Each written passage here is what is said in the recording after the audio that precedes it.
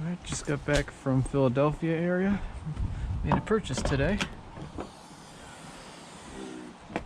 I bought some MG2s, and as you can see, they barely fit in my Volvo 240 wagon.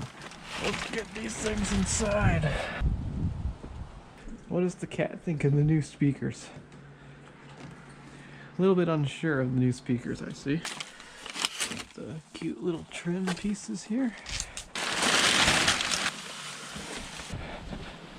This thing hit 300,000 miles today too. It's a good day. Hey everyone, in today's video, my TV got even smaller. So my earliest subscribers will know that this channel was started with the speakers you see on the far right and left of the room right now, my Magnepan MG1s. I bought them broken, fixed them myself with a kit from Magnepan, and now they work great and sound great. But it got me thinking, what if I tried out the MG2s? The MG2s are about a foot taller, as you can see, and I was very curious to see what sound differences existed between the 1s and 2s, given that they're both two-way speakers, but, you know. Hi Sadie. I bought these broken, and I thought this might be a good opportunity to make a video showing what a broken Magnepan speaker sounds like, and what things you should be looking out for if you're about to buy some of these. So the way these speakers work is they have a thicker wire and a thinner wire glued to a stretched piece of mylar, and you run current through that. There's magnets on the other side, and it makes vibration, therefore creating sound. But what happens over time is the glue that holds that wire to the mylar starts to dry up, and if you're really unlucky, the wires will corrode and they'll become an open circuit so there's no more sound. These speakers suffer from both of these, I believe. I have not taken them apart yet, but I suspect that what I'm going to find is that the glue is really dried up and one of the wires has an open circuit. This speaker sounds pretty good at first, but when you turn the volume up, you hear quite a bit of buzzing and vibration.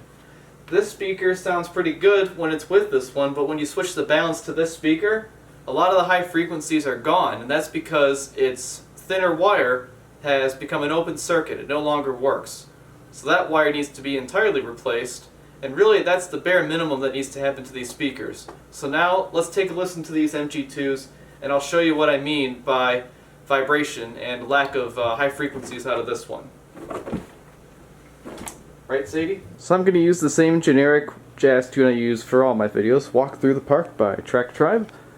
Let's get it going here. Sounds pretty good so far, but you can already hear this speaker's doing a little something weird. I'm going to switch it just to this speaker and turn up the volume. So got balance.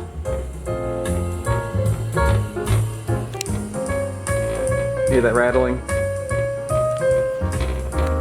And if I take my hand and put it back here, I can stop some of it if I put my hand along the wires. I've just lifted my hand up.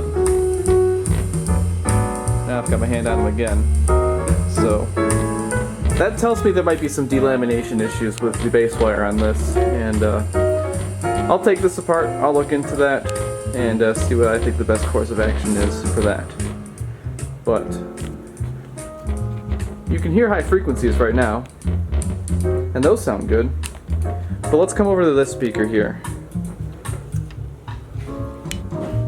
There are no more high frequencies.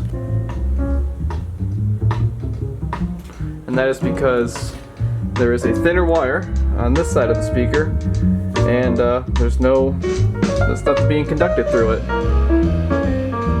So that wire needs to be completely replaced.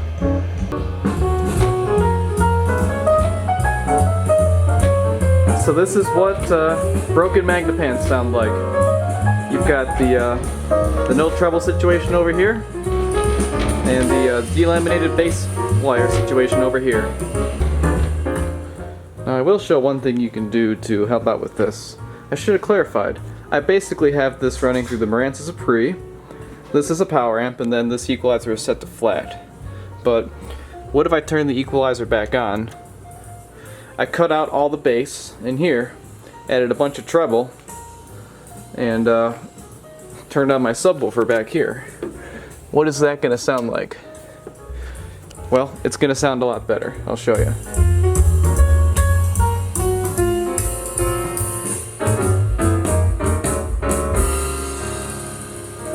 So as you can see, what I just did there is I basically told the Magnepan, don't worry about the lows. I've got my sub here. The sub's going to worry about that for you. You don't need to make those frequencies. And those are the frequencies that make it rattle. So it helps quite a bit when you do that. And that is how I'd run these on any given day, because you know the Magnepans are really not good at the top and bottom ends of the human hearing range. So like anything below 50 Hertz on a Magnepan, not going to work too well. And these particular Magnepans, these MG2s, do not do a good job with anything above 15 kilohertz. So that's all I've got for this video. I just wanted to demonstrate what these sound like when they're having issues. With that, thank you so much for watching. Thank you to all the subscribers, and be sure to subscribe if you want to see the future videos on these speakers and plenty of other audio stuff. I'll see you in the next one.